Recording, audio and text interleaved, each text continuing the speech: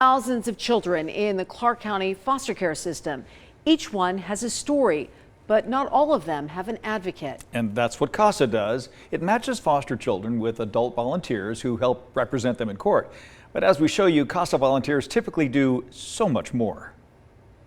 I didn't know how I was going to grow up. I didn't know my life. I didn't know what I was going to do. And so that is also another reason why I got a CASA. 15 years old and 8 months pregnant, Diamond was matched with Felicia, her CASA volunteer, the start of a lifelong relationship. And Felicia was always there by my side to kind of ground me.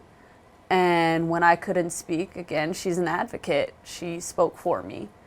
And when she spoke for me, I always just felt a sense of relief. But you can't want something more from somebody than they want for themselves. Felicia was Diamond's CASA and still is one of her closest friends. Felicia became a CASA because there was a time in her life when she wished she had a CASA. So I was a former foster child. I was in foster care for 10 years, from the age of 3 to 13. And so I always wanted to give back. And I didn't know what I was going to do, but I always wanted to do work with foster kids.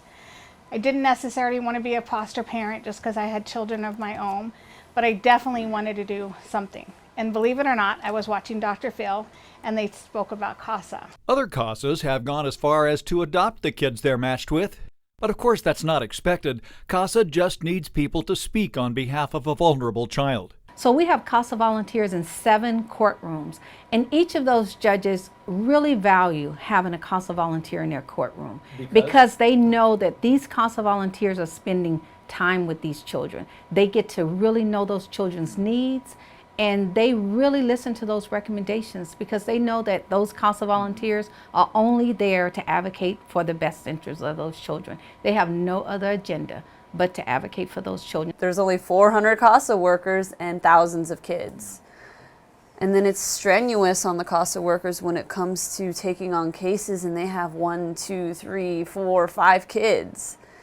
It's too much, especially when they have to balance their daily life. So if people want to give back to the community, if people want to help, if people want to see happiness, then I say you should become a CASA worker. Most CASA volunteers will tell you they think they're the ones whose lives are enriched by this relationship more so than the foster child. If you'd like to see about being a CASA volunteer, check out ktnv.com/CASA. You know what's so ironic about this story, Dave, is my best girlfriend who I met here at Channel 13, Felicia, 21 years ago. She passed 13 months ago of breast cancer, but through her life, she was a CASA volunteer out of California.